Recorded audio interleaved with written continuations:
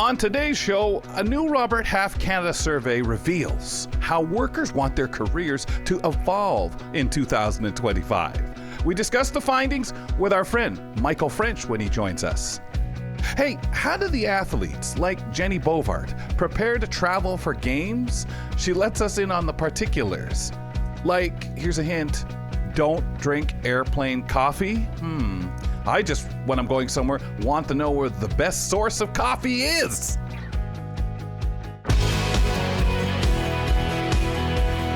This is Kelly and Company. Nazreen Abdul-Majid will join us in a little bit. Ramya Muthan right here with me now. Rums, happy Wednesday to you. Happy Wednesday, happy hump day. Best source of coffee. Well, it's definitely not in the airplane. Jenny's right about that. Right. Oh, God. But it is. I've had and only one experience drinking coffee in an airplane. Never, ever again.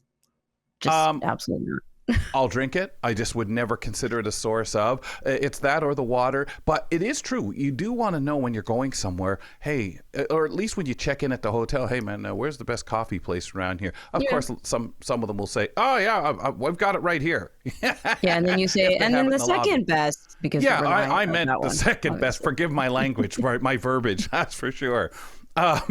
We appreciate however you're checking us out, ladies and gentlemen, whether it's via the podcast, listening in on AMI audio. You can hear us, catch our first airing of the show at 2 p.m. Eastern time and then repeated on the network. And of course, we're available, our content over on YouTube. It's safe to say that we're all adults here around the table, but that doesn't always really mean that we can count on doing adult things right. And one of those things for me has always been laundry. So sad. I basically learned how to do laundry myself because I wasn't really told exactly how to do it. You went to W. Ross McDonald School. None of that was done there for me. Not done for you, but were you taught how to do it right? No. How to separate I learned from mommy. Oh, okay. Well, my mom's like, I'm sure you guys will learn. I guess that's what she thought because we had to. When our white clothes turned pink, we learned quick. Trial by error. Trial by error, exactly. Yeah. When you're wearing shirts that are supposed to be this color, that are polka dot or tie-dyed, when you didn't try, you're learning. Yep. When you didn't put the cold cycle and made it all warm, then you learn.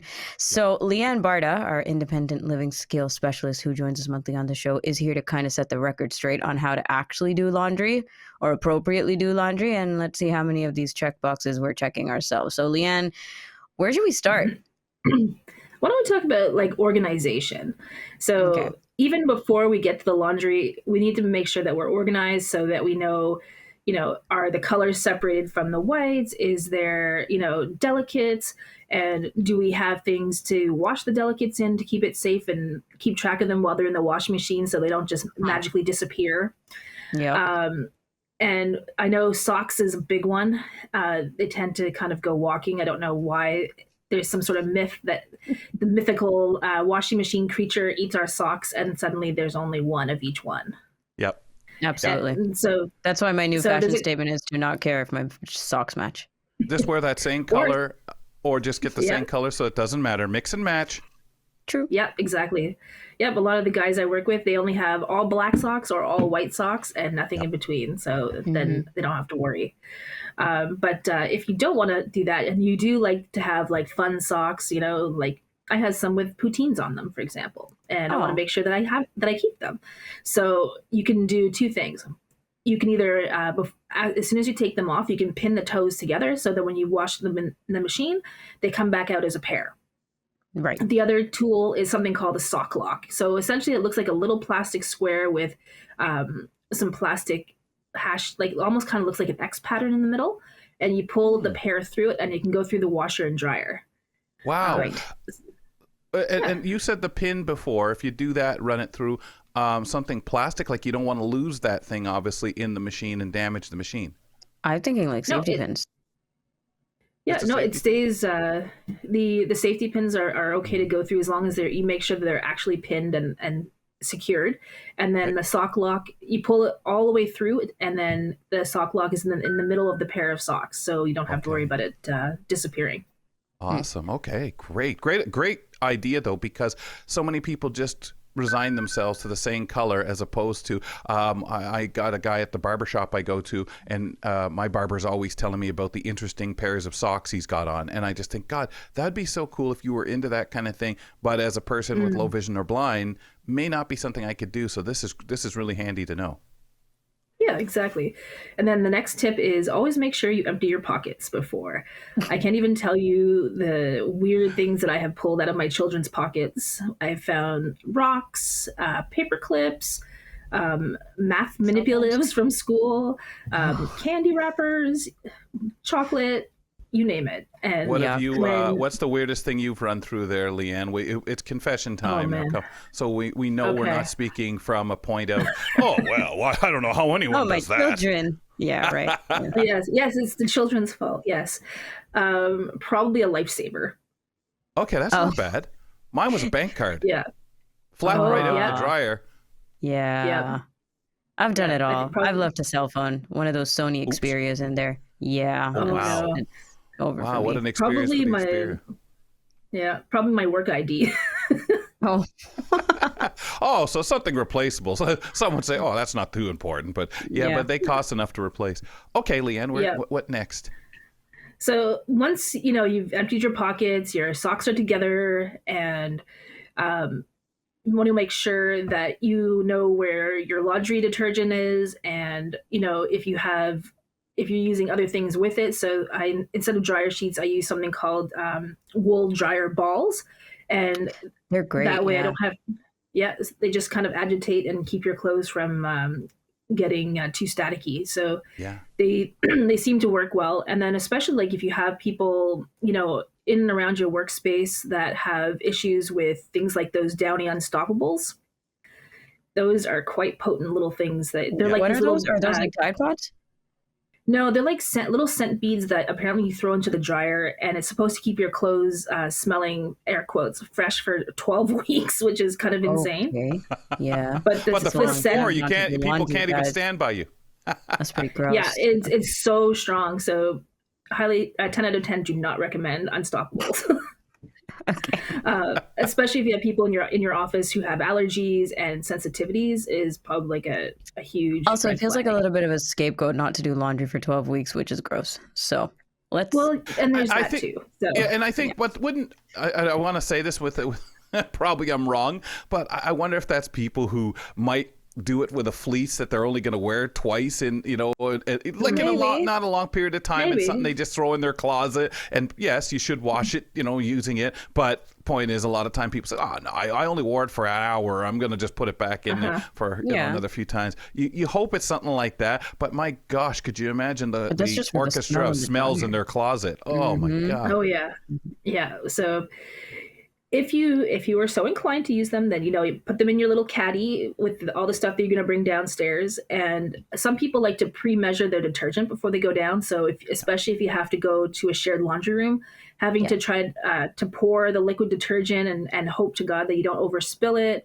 So some people will pre-measure what they need into small, easy to seal containers. So that way it's pre-measured. That you just take your jar and then dump it in, and then you know for sure that you've gotten the right amount of detergent without having to worry about the spills. Right. And the same with the powdered detergent, or if you wanted to go a completely different way, you can do the Tide the pods, or True Earth has these laundry. They kind of look like dryer sheets, but they're a little bit thicker, and they come in like little rectangles, and you can just throw that into the into the machine. Yeah. Okay. Yeah. Okay. So, just different things like that. Next thing we can do is we want to make sure that our appliances are marked so you can actually use them without worrying. And so you mark the settings that you use the most with Breeze little bump dots, and hope that, nobody removes them on you. And so it's a good time to talk to management to make sure that they are aware of them and that they need to stay where they are so that you can have the same access to the machines like everyone else. Okay. That's good. Yeah. Especially if it's, you're using the shared laundromat in your room, in your apartment building or something.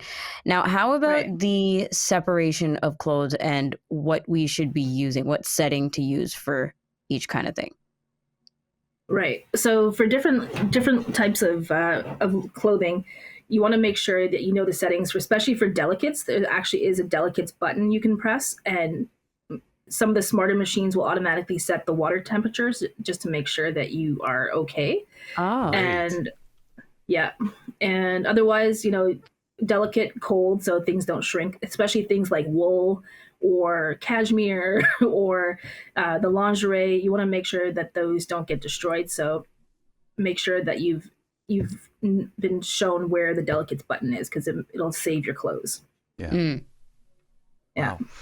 Anything else when it comes to like colors and temperature of water? Like, should we be putting colors in cold water and not warm, or does it really depend? I usually do it on cold just to make sure that the colors don't bleed. Yep. Mm-hmm. Yep. Yeah. Leanne, how much of that is, especially in this day and age? I mean, obviously, you buy something that's color, you should wash it, where you're not going to wash it with stuff that it's going to bleed onto. You just assume that. But I know for my upbringing, there was that concern so much of the time for the first little bit, at least. And if you go to a place you're buying clothes from, oh, no, it's not a big, just like shrinking. That doesn't happen anymore. Sure. Oh, it does. Yeah, It does. I brought home blue jeans before, and so a lot of the indigo dye started to go. So I recommend that if you have brand new clothes that are like bright colors or jeans or things like that, wash them first separately a couple times just to make sure that the colors don't run. And you can even do it in the bathtub, like just kind of like immerse them and then rinse them out several times just to make sure that the color, if there's any extra dye that hasn't come off, that it's gone. But even then, just tread lightly just to be safe. Yeah. Still take care of the first whatever. I mean, and again, a lot of time we get it in our mind nowadays. You bring anything in, you want to run it through a wash anyway, because we're just in that world of bed bugs and so on, the shrinkage and everything else. So these are the smart things to do anyway, before saying, hey, look, I just bought this new, I'm putting it on now. Which again, probably at all times in life, we shouldn't have done. Anything else in closing? 1 second. Sorry about that. My computer has a mind of its own right now. Other things you want to do, there's ways to organize, like to have your clothes identified as well and labeled, so that when they come out of the wash, then you know kind of exactly what you have. So one of the easiest things that I do is I have these little small safety pins with a series of beads on them. So one small safety pin with one bead is all your light colored clothes, 2 is all your dark colored clothes, 3 would be patterns, and 4 would be, I don't know, if you have pastels or, you can come up with a system that makes a sense to you. But now you also have like things like the Pen Friend that have, laundry safe labels that can go through the washer and dryer. And you do have the color identifiers, but I find a lot of the times with the color identifier apps, it's really hit and miss depending on the lighting. I don't know what your experience is with them. Yep, very much so. And some of the unique colors, right? Even just coming up with a way to tell you what it is instead of just purple, is there something you need to know about that? Yeah, exactly. Well, part of the organization just comes, I think, with how you organize your wardrobe already and have these systems in place so that when you're doing laundry, you're not just thinking, oh, crap, what's this again? And do it all over every single time. Exactly. And I know some people have like a laundry bin system that has it's like 3 baskets in a rack, so you can have same thing, delicates, whites and colors. So then those individual those things can come out of the racks, and they have like carrying bag handles, and so you can just bring that whole thing downstairs, so for sure that that's really smart. All like things together.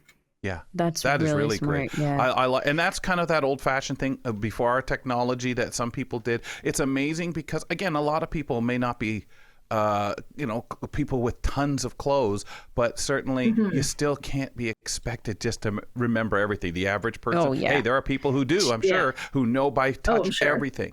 But or you convince yourself, I only have 2 pieces of white clothing. I know what they are, and then everything else. Oh, shoot. Now it's exactly, blue. and suddenly they're pink. And Yeah, exactly. Yeah. Leanne, thank you so much. This is a great refresher for all us adults out here who are still learning how to do laundry properly. Appreciate the tips and tricks in ILS always. Anytime, guys. Leanne Baarda joining us once a month at the least to give us all her favorite tips and tricks and organization hacks when it comes to independent living. I'd like to welcome Nizreen as she joins us. Nizreen Abdul-Majid. Niz, good day to you. Good day to you, sir. Finally joining us, huh? Oh, finally. It's nice of you to be here. Yeah. Finally being a part of our day, right? Yeah. A little late, Ladies, but still yeah, counts. but that's what she says. Hey, but late to the party, isn't that the way to make the grand entrance? She does it on purpose. Exactly. Yeah. It's fashionable. The queen is never late. I'm quoting Princess Diaries. Yeah. Oh, okay. I was just going to say that is a quote, right? From somewhere. Yeah, for sure. Yeah, that is a quote. Yeah. Nizreen Somebody handles a hashtag lot the of, queen, please, for Niz. Nizreen handles a lot of our social media. So talk to her out there. And I want to talk about a TikToker.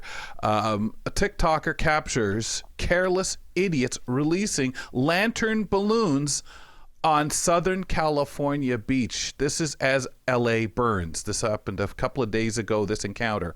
This is from the NY Post. The woman spoke to the Post anonymously after she took down the video. She said she made a trip to a beach near Santa Barbara to decompress because she had been working a lot with fire victims in LA. What she saw next left her dumbstruck. A group of partiers launching sky lanterns, a stone's throw from a campground, nature preserves, and a residential neighborhood in a county with a higher fire risk designation. Now, keep in mind, sky lanterns can reach altitudes of 1,500 feet and have been known to crash land in places like forests, rooftops, starting blazes. The group said, yeah, but we have a permit, see here, for the lanterns, which, by the way, the lanterns themselves are illegal in the state of California. The TikToker and another concerned bystander whipped out their phone cameras to catch this interaction and confronted the party, who insisted the lanterns are safe, it's not windy out. Okay? And claimed to have a permit for these illegal lanterns. The man who was confronting them with the TikToker, she never got his name. He said he and his family were displaced from LA and they were sheltering up there. Eventually, someone in the group said, hey, folks, we're launching these because of a memorial service. This is part of it. The TikToker said, well, I'm sorry to hear that, but I've been going down to LA. I've been seeing the devastation, and I don't want to start a fire right here. Now, the party did become a little more belligerent, so she backed off, called 911, and eventually the local authorities showed up and shut the lantern launches right down. But the experience itself, of course, left her rattled. I'm sure we'd all agree to that. And just seeing this, she said, and knowing what's going on in Los Angeles, it absolutely devastated her to see a lot of it burning down. Ladies, your thoughts. Nizreen. Do they not know what's going on? Like, yeah, what? It's so ironic. I don't care if it's not windy. Yeah, I can't believe that was. No, that's unbelievable to me. I think the they haven't had rain there in 8 though. months, ladies. We were talking about this earlier. The fact that it's so dry. I don't know what needs to fall on someone to understand. Even fireworks, right? They gotta land, folks. There's a thing called gravity. Exactly. I think generally speaking, surprising we've to all me. become just more careless now. Just very, very careless. Not a care in the world about I don't think our anybody neighbors. cares. Yeah, about our neighbors. And I'm sorry, if this sounds very, trashy to say it like this, but it's true. What happened to community mentality? If there's a geographic thing going on around you, which are these wildfires. I mean, you don't even have to read the news to understand what's going on. This is the only thing we're talking about right now. It's tremendous and it's LA. But people are like, oh, well, despite that, I'm going to put up fire into the air and pretend like I have no clue. You would think that the restrictions, not the restrictions, but people saying, hey, maybe we shouldn't do this. I'm sure that was discussed in the group, right? You're telling me in this giant group of people, nobody said maybe this is a bad idea? Yeah, How many I people would were think there? even with, I don't know know if in it's the a group, group, though. but I would think anyone living there, part of their lives, all their lives. I mean, we are told all the time it's a dry season. In the summertime, there's just this idea that, hey, even if we had rain, they say it's still dry.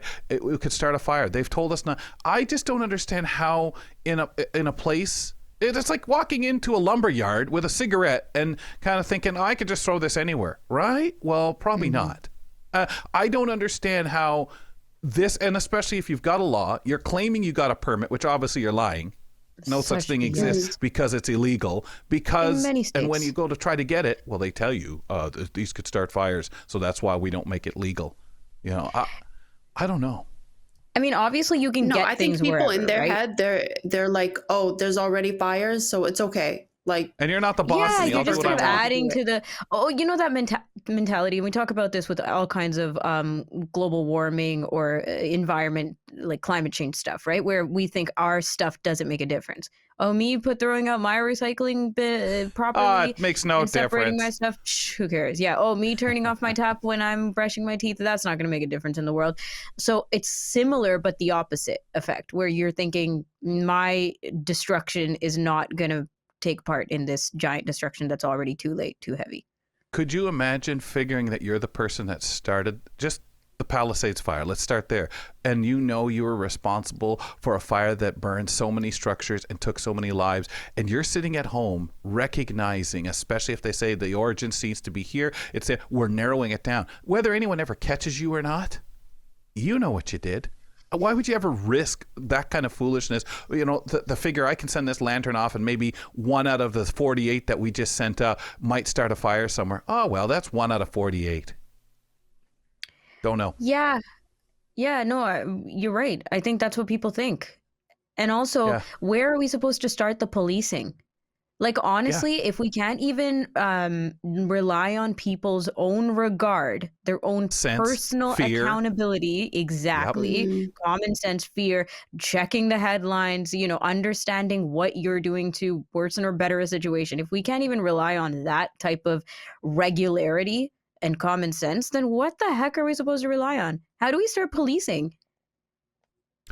I think it's sad. I think it's sad there's too many people that don't have much common sense. I can't even say sense. I don't know how you can't know. Like, if we wrap them up in a bunch of paper and walked around them with a match, they'd be the first person to say, hey, man, what you doing? Can't you see I'm wrapped up in paper I think they here? just don't care, period. Wow. Don't care. And also, like, we know that generally speaking, tradition and other kinds of practices, like ritualistic practices and such, trump in a lot of ways. In a lot of scenarios, we know that those kinds of things, especially if an entire community is behind you for religious reasons or otherwise, it's hard to get out of that mentality. So maybe some of this stuff was around that and not just aesthetics and like, hey, let's go toss out these sky lanterns for fun.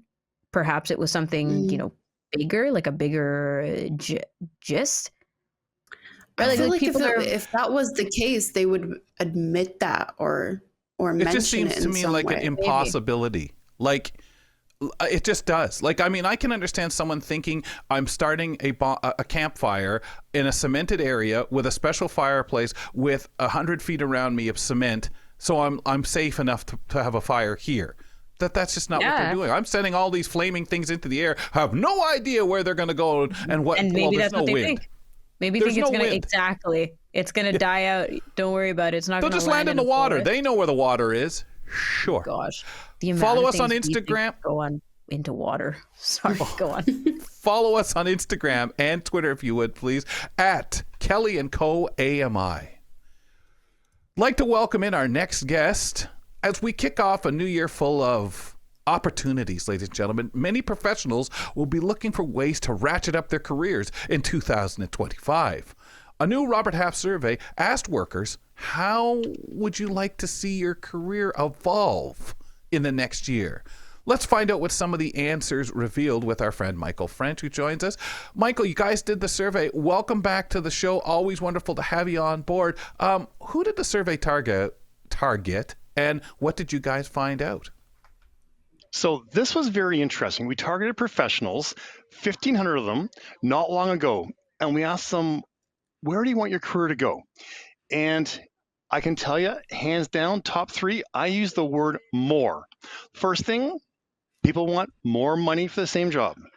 Then they want more flexibility. So they want to be able to work from home some days, different hours. So there's flexibility. And that's been a topic we've talked about, my God, now for years. And then the third one, this one is sort of interesting. They want more job. They want a promotion. They want to take on more. Again, along with that comes more money. So the two at each end here, more money for the same, but also then more job and more money. So money's popping up here quite often. And I think we're dealing with the struggle of inflation. Now, it's come down recently, but we're still doing the fact that everything in the last 2 years is more expensive and salaries have not kept up. So more is the theme this year. Is it realistic? You know what? That is a big question. So when I think of where we are, will you get more money for the same job? You may get a couple points. You may get 2 or 3 points. I don't think you get a full cost of living like 7%, but you might get 2 or 3%. Okay. When it comes down to the more job, though, there's companies now are still looking at, and they're still finding it challenging to find highly skilled professionals. So there is opportunity now to take somebody who maybe is couple years at a school, maybe not quite a manager yet, but a supervisor, get some skills, upskill, take some courses, and then maybe within 6 months working with your employer, you step into a manager role, and that would bring you a bigger job and more money. Michael, how many people feel at their location there is that way to learn from their manager, the people around them, or even any program that is there kind of within the company for people starting to mentor them into that potential manager position or even managers up to VPs?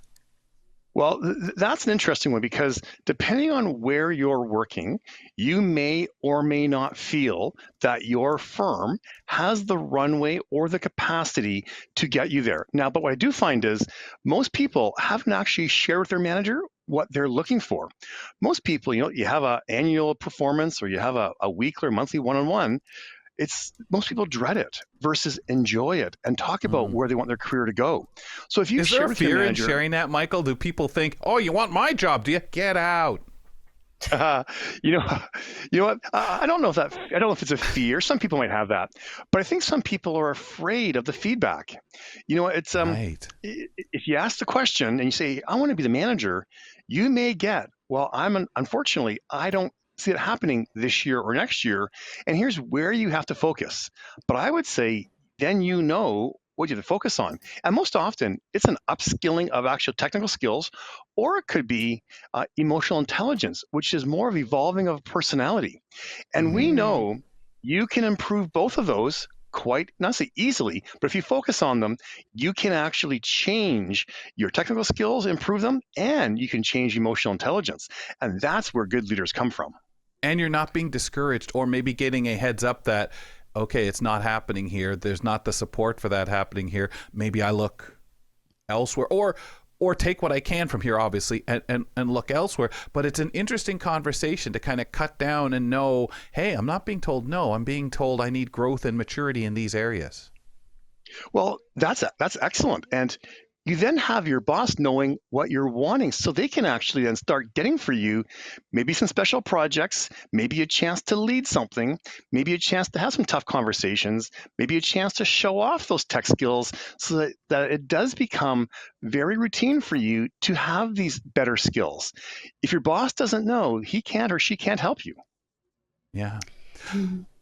I'm curious how we feel around the table. If you went, again, I'm a person who people will think, oh, well, you've been working for a while. It's been a long time since I've gone sitting down in an interview to kind of ask these questions. And even if I think about it, what would I be comfortable? We talk about this with everyone. Rum, if you were, I don't want to say looking for another job, but, are you comfortable to say this is kind of where I'd like to go? Yeah. Why do we talk about this? It's touch wood here. Just a moment. Yeah. Okay. Right. Like, we're not, but if we were, sorry, what was your question? Is this where I'd like to go? No. I'm asking on your own comfort level now that you've worked about whether you sit down and talk about with your goals to say, hey, if I want some movement this year, this is the year I'd like to do something, whatever, grow. I feel I've grown. Are you comfortable as a person, not with our manager? Are you comfortable to do that, do you think? Do you feel that confidence in your skill and where you are? It's becoming definitely more and more top of mind to have these transparent conversations with your managers, with your coworkers, right? Because Michael, we've talked about this, like in all different contexts, is people want you to know what they're thinking and want you to know that they have competitive skill sets or that they're ready to move on, or this is what I'm looking for. And I really think it's important that you know it. Like there's a lot less, hey, yeah, I found another job, I'm out kind of thing. I'm going like somewhere else as opposed to within. Yeah. It's just kind of all out there now. Like we're even talking about this on the show, which I think maybe a couple of years ago, that would be very taboo. But my curiosity lies in the emotional intelligence part. Like, are we getting support? Are people getting support to up their leadership skills or emotional intelligent aspects, Michael? Is that from their jobs? Yeah. Yeah. So depending on where you're working, depending on the type of firm you're working for, we're hearing more and more companies now focusing on the technical skills for sure, but then realizing if they're going to actually have someone grow for the future to be able to take on a leadership position, it's not improving your Excel, it's not figuring out pivot tables, it's not learning your software better, it's actually becoming a better emotional person. Can you handle tough conversations? Because you think of the more senior you get, sometimes the less actual physical work you do, and the more shaking hands, kissing babies, going to little events and recognizing people at 10 years, 25 years. I did way more work 20 years ago than I do right now. I've risen several times. Cut that out. You'll give the people at AMI idea thinking that I don't work enough. Go ahead, Michael. No, but it's one of those things. It's as the leader, it comes down to more. What do you represent? And now, do you represent the values of the company? Do you bring your own personality? Are you comfortable sharing your vulnerabilities? Hey guys, I'm not strong here, but this person who's fairly new is stronger here. Why don't you take this on? Because that's not my strength, but I know where I'm strong and I know where I'm weak. Now, it's one of those complicated areas. Some companies, you think, turn the clock back. My God, 25 years ago, it was more do this, you're weak, do this, improve this. It was more of a bit of a spanking. But I would say now, not just are you comfortable asking and sharing, but is your manager comfortable starting a conversation with, how are you and what do you want to achieve this year? Like that's where it really should come from. If your manager are they asking, confident, you think, Michael? In your, is it the idea that you're good at certain things? Do managers, do you feel, are making more of that attempt to know what you're good at where they can utilize you more? So a couple things. When you turn the clock back several years ago, we talked about career conversations during COVID a lot. Managers were terrified. They had nothing to offer you. There weren't promotions. God, how do I have a career conversation if I can't offer them a promotion? But that wasn't I'd be saying you should be doing it because you will be able to eventually. So you have to be planning what is next for your people. And it's almost like each person's a SWOT analysis. Where are you strong? Where are you weak? What's the opportunity to grow? So I'd say be bold. Take some risks. Even if somebody were to train, upskill, work for you for a few more years and move on, congratulations. You've grown them. They had a great experience. Now you have an opportunity to promote somebody else. So don't be afraid of training and upskilling. I often hear of a big joke. The CFO says, well, if we train them and they leave, it's a waste of money. And the CEO says, if we don't train them and they stay, what are we going to do? So it's one of those catch-22. You're better off to train people, have a great opportunity for them, have great time with them. And if they choose to leave you, they've grown, and they will move on. And it's a chance for you to promote somebody else. Wow. Everybody wants more. It's the year of more. Go ahead, Nick. And when you train them, they become a better influence on your other employees, right? I was a scared little bunny rabbit starting work, and sometimes I still am. I have to admit that, but I've worked with such great employees like at AMI and such great that have such amazing leadership roles that really inspired me. And I feel like I've changed as a person, I've changed as an employee, I grew, and it's all part of the influence around you. So even when you train employees and you feel like, oh, you train them and they leave and it's just a waste. No, it's not like that.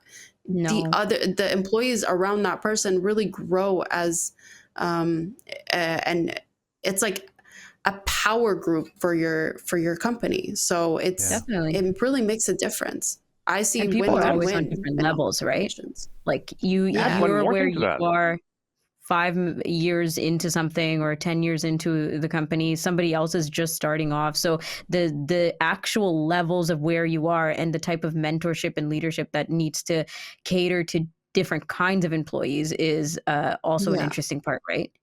Not everyone is Some Yeah, growing at the same absolutely. rate. Some people will stay forever, some will stay for a few seasons, and some will stay for one season.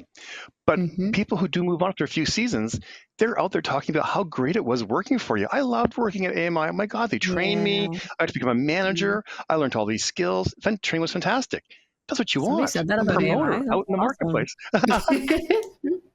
There's lots of people throwing Yeah. money around to say things, right? Also, I was really waiting for Nisreen to like shout out these cool, awesome people that she's been working with, but she didn't. I was waiting to We'll just have ask to her, assume. Nazreen, you ever stand anyone up for a meeting? Some of those great co-workers. Anyway,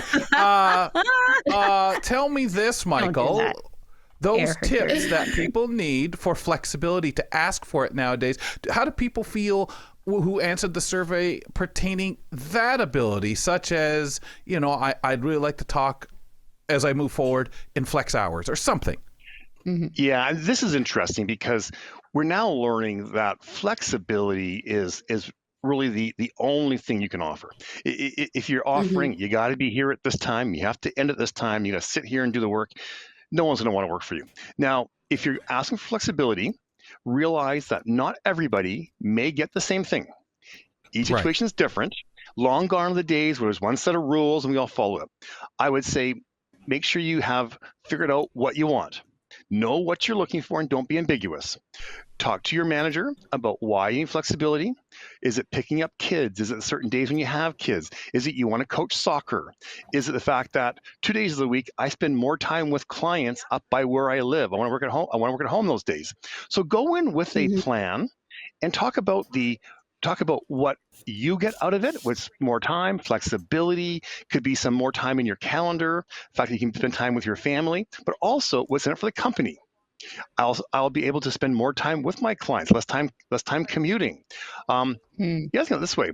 Sometimes, why are you going to the office? Are you going to the office to plow through hours of work? Or are you going to the office to collaborate, to have meetings, to see your colleagues, to solve problems? Many people say they accomplish more at home. That might be the place where you go through to plow through work.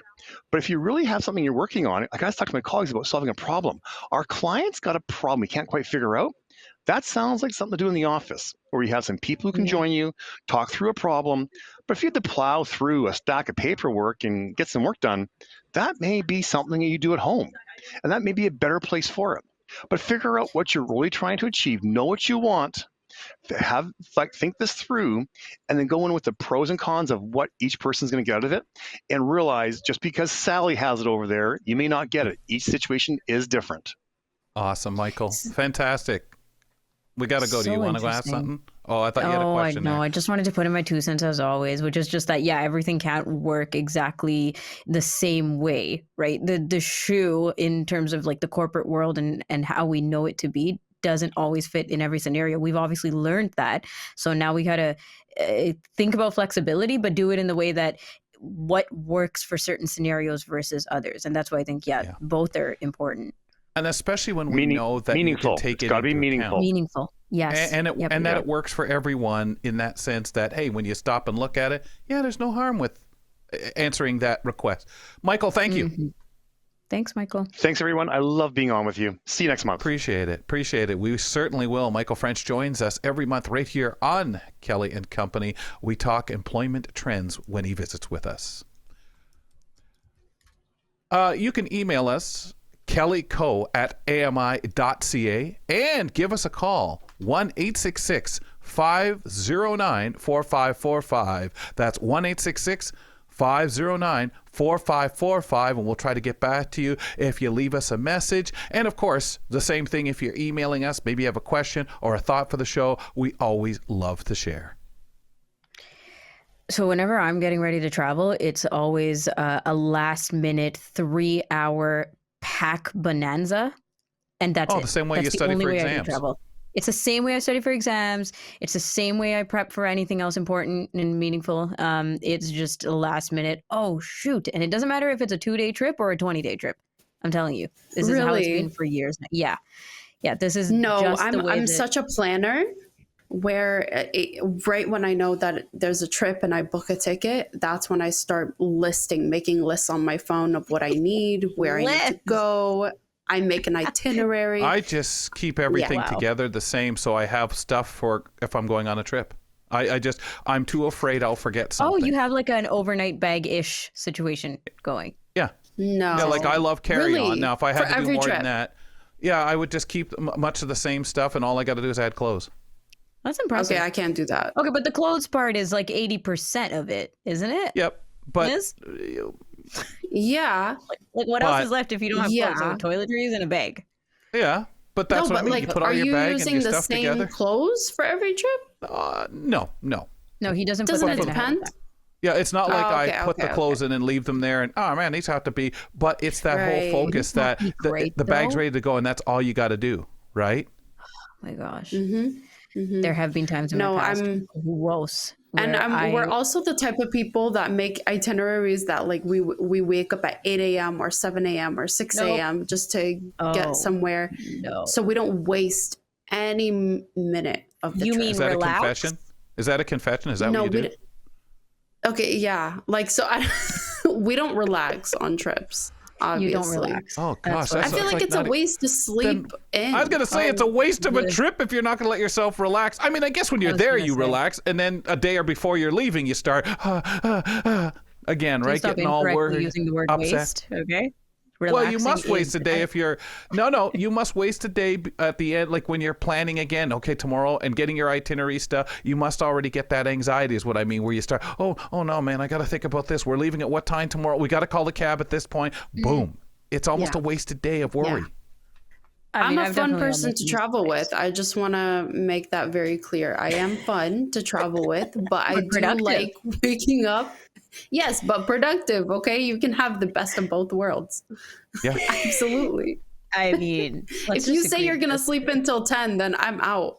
Okay, I will be doing. Girl, I I'll have finish 3 slept things. in until noon and then being like, oops, can I get a late checkout, please? Because I should be out by now. Point? What do you mean? That is the point. Sleeping in a hotel room. That's part of my trip. Wow. Well, let's talk to somebody who knows a little bit about this because of their more experience. about other people's opinions. But anyways, travel may or may not be stressful for you, but Jennie Bovard is frequently traveling. She's also on Pretty Blind, which is a scripted AMI TV series, and it's very comical, right? Can we say comical? Yeah. But Jennie, you're going on trips here and there for goal ball, and I'm assuming for other things as well. So what is it about travel that you wanted to touch on today? Is it the prep? Is it special? It's a little bit of everything. I was listening in on each of your little confessions, each of your little preferences and ways you do things, and it's really interesting. It's really interesting because I realize that we each have our own way of doing things when we travel, right? We all have our preferences, our hacks, our things that make it less stressful. And for me, I would cherry pick a little bit from each of you. I'm a lister. I'm an itinerary person. Yeah, pick a side, Jennie. Well, yeah, I'm allowed They're to all pick and about the choose. side picking. I'm like you, Jennie. I am not take a bit picking from sides. here, take a bit from here. They're all useful in some way. I do what works best. Fine. Tell us what works best. What works best for you is what works best, right? Oh, So I like how you said packing bonanza, I think it was, and that's what I'm like. But let's reframe it for ourselves and say we work better under pressure. We work better at the last Oh, minute, yes. This is like writing a right? resume, right? Make our Yeah, let's Jennie, shine did it you up. do your Yes, exams at right. school that way too? Study like an hour or two before, and all right, I've got this aced. Let's go. Yes, but I have a No great short-term comment. retention. That's why I'm great at memorizing scripts and things like that. But let's move back to the travel. Mhm. Let's move back to the travel. Mhm. I don't know about you guys, but most people, when they get to and from the airport, they have their preferred way to do that. For years, I was doing the take a taxi, take an Uber to the place where the public transit bus picks me up and gets me to the airport. It's an affordable way to do it. Mm-hmm. But I would encourage everyone to explore the different riding services in your area. There are some private companies that have really sort of stepped up the game when it comes getting to and from the airport. I don't have enough friends with cars, so I'm using these types of services. I'm always putting that out there. I'm accepting applications at this time. But I actually got a hot tip from a friend who said, hey, you need to try this service. It's called Driver Dave's. They're a local company here in Halifax, and they have really great reviews from all my friends who use service dogs as well. And it's like up to 40% less than taking an Uber or a taxi. Wow. And they're just super reliable. And what saves the money is that you're sharing the ride with other folks. So you book online or you give them a call and they say, these people are going to the airport around the same time, and they schedule within a really reasonable window, and they pick you up, and they might pick one or two other people up along the way, and you're all just sharing a ride to the rideshare. airport. Nice. Yeah. Yeah. And that works they because handle. that works too out there, doesn't it? Because the airport is a ways out of town, so they would have enough business, you'd think, right? Oh, Am I the only absolutely. one They've who's been in thinking, business for like- years. Yeah. Am I Yeah. the only one who's thinking like, wow, you have to be a very chill, low-key person to be down to take other people on their rides to the airport? Like, it is some of the most stressful you see people going to Not the if you airport. do it all the time, right? You I just guess. ignore That's people. You make a good point, and I've not really encountered stressed out people. It's usually like, "Hey, what are you traveling for?" "Oh, I'm going to a goalball Wow. competition." "Oh, I'm going to a concert." And then other times it's just like you just kind of want to put your head down and be like, "Okay, do I have everything I need? Did I pack everything?" But getting to and from Yeah. the airport, especially like you said, Kelly, here in Halifax, it's a bit of a jaunt. So I would Right. encourage people, if you're in that sort of situation, seek out what's out there and obviously what you're comfortable with. If you're not comfortable riding with other people, maybe you do have friends with cars and I don't have that As long luxury. as they're comfortable, as long as they're comfortable getting to the airport like 3 or 4 hours before the flight, Right. maybe 5 hours, then you can ride with me. Is that You'd have how to take early the we're very That's my early. pick. You'd have to We're take not the doing very that. Yeah, early we go 90 like minutes. for ground transportation. if Yeah. we go less than 3 hours, then it's going to be a stressful situation. Okay, we are aggravated, we are For a frustrated. domestic flight? Okay, 3 hours? doesn't matter you guys- where we're going. If we're going to Vancouver, okay, I'll I don't care. Okay. 3-4 hours. Wait. Really? It's getting That's ready. my It's thing. being the way what you're comfortable with. Jennie said. Jennie, what about the Exactly. nutrition? What about our indulgence on the plane? Well, I'm going to tell you something that I experimented with myself and then did research to sort of back the thing up. So Uh-huh. one thing I noticed when I travel, if I would have coffee or tea on the plane, there's a higher risk that I would get a stomach thing when I land. And I have a history of some stomach issues, but I heard it from another person as well. I'm getting hot tips from people and I'm testing them out. So since I stopped drinking coffee and tea on airplanes, I have not had the stomach thing when I travel. You don't want to be sick when you travel. So you want to lessen your chances. You want to do everything you can. So I tried it out and then I did a little research and studies from the last 2 decades or so. There's been a bunch of different studies. They check the tap water in planes. They use the tap water to make the coffee and the tea. And they found How clean do you think those are, my friends? Not 13 to clean. 15% of them of the tap water on planes showed E. coli and other nasty things that can make you sick. Okay, just assume And everything on the coffee airplane is coffee gross. isn't boiled. People have to remember the water's not made hot enough. All that it's stuff's just going to say, room "Oh, temperature when it comes to exactly." you. Oh, my E. coli is just Lord. going to say, "Thanks for warming me up. I found it a bit cold." Oh, that is Yeah, That makes never sense. again. I will never vomit my way through Heathrow Airport again. Hopefully, now that I've discovered this information. And I know that coffee is important for some of us here. So when you're traveling, having access to coffee, what do you guys think about the selection in the hotel room? How does that usually go for you? It's awful. Mm. Might as well be coffee Thank free. you. Thank you. I'm not the only snob. I love it. Thank you. So No, I agree. something that I do, you got to have your caffeine. Something I've discovered. Not only do I bring my own coffee, I bring a lot of my food with me when I travel, particularly Smart. for goalball tournaments. I bring whatever I can. I'll bring the little packets of instant broth and whatever really I can rustle up leading up to the trip. But for coffee, the Starbucks coffee pouches, I think they're called Via. It's only a little over $1 a coffee. You get a pack of 8. I bring these babies with me. They are so sweet. good in the hotel room. You just add the hot water and you've got decent quality coffee there. And I can drink it black, but something else I do is I figure out what grocery stores, particularly when I'm going for goalball tournaments, I don't want to risk any stomach Sickness, stuff. funny, You need to be you need to optimize your nutrition and your performance, or I do anyway. Other folks are eating pizza and fries. That doesn't work for me. So I'm grown out sussing of out that what phase, grocery Jennie. You're healthy stores. now. Especially in goalball, when you hit the floor, you don't I want can't any function. surprises. That's for sure. Yeah, no, it doesn't go well for me if I'm eating pizza the whole weekend. So I'm figuring gotta things ask- out. What's in the area? Yeah. I got to ask about rest and stuff, because you're talking nutrition, but how do you guarantee, especially a hotel, that kind of good sleep? Or what do you need? What do you recommend for people there? I'm a real jerk when it comes to traveling for goalball. Traveling for fun, for pleasure, I'll share a hotel room.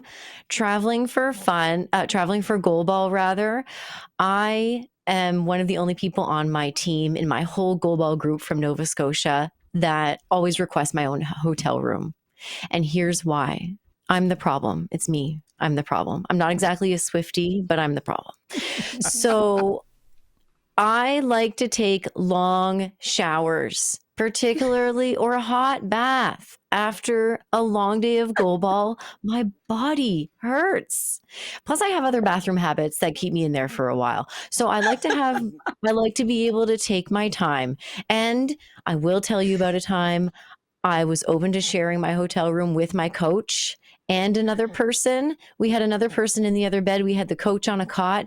The coach snored all night long. Do you think I was well rested? I was Does not. the coach who's listening, Coach didn't. do the coaches know which coach is being referred to? She knows she snores. We love her, but she snores. Wow, that'd be awful playing the game, and she'd probably yell at you the most. How come you guys act like you're sleeping? Come on! Okay, for one reason It or was another, rough. you're not sharing hotel rooms anymore.